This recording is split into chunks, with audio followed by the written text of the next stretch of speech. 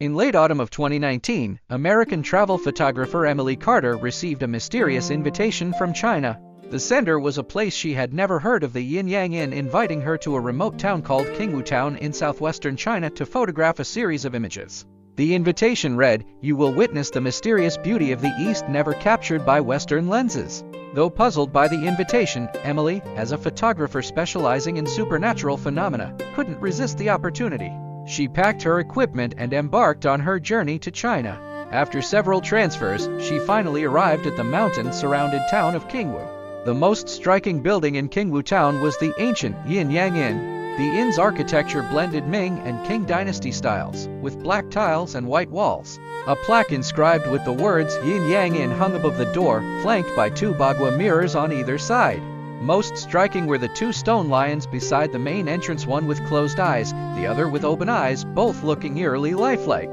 Emily was greeted by the innkeeper Uncle Chen, a 60-year-old man with a goatee. Uncle Chen told her the Yin-Yang Inn was built during the Ming Dynasty, over 500 years ago. It serves living guests during the day and spirits of the departed at night. Though Emily found Uncle Chen's words strange, as a photographer, she focused more on the inn's unique architecture and potential photographic subjects. That night, Emily was assigned to the westernmost room. The room was decorated simply, with an ink painting of an ancient woman on the wall. Emily noticed the woman's eyes seemed to move as she changed her viewing angle. Late at night, Emily was awakened by faint pipa music. Following the sound, she saw through the window that in the moonlit courtyard, a woman in ancient clothing was playing the pipa. The woman had long hair reaching her waist and appeared semi-transparent. Instinctively, Emily picked up her camera and captured the scene. The next morning, Emily asked Uncle Chen about what she had seen. Uncle Chen sighed and told the story of the woman in the painting. She was a courtesan named Zhao Lian from the late Ming Dynasty. She fell in love with a scholar who went to the capital for imperial exams but never returned. Zhao Lian played the pipa in the inn's courtyard every day, waiting for him, eventually dying of melancholy. Her spirit remained in the inn, appearing to play the pipa every full moon. Emily was shocked to find that in the photos she took the previous night, Zhao Lian's figure was clearly visible, even the patterns on her clothing. This excited and frightened her simultaneously. Emily noticed strange phenomena in the hotel. Clocks would suddenly stop, blurred figures occasionally appeared in mirrors, and footsteps echoed in empty corridors at night. The most peculiar change was the stone lion's eyes, those that were closed opened, and those that were opened closed.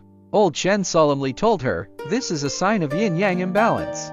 The yin-yang hotel exists because of the delicate balance between the living world and the spirit realm.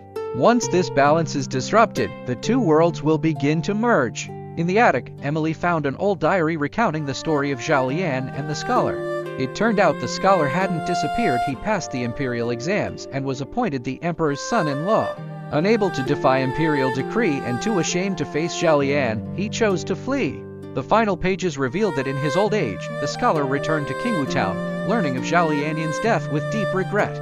He planted a tree in the hotel courtyard and buried a bronze mirror beneath it, hoping to see Zhao Lian's soul again. On the night of the full moon, Emily decided to photograph Zhao Lian's performance again.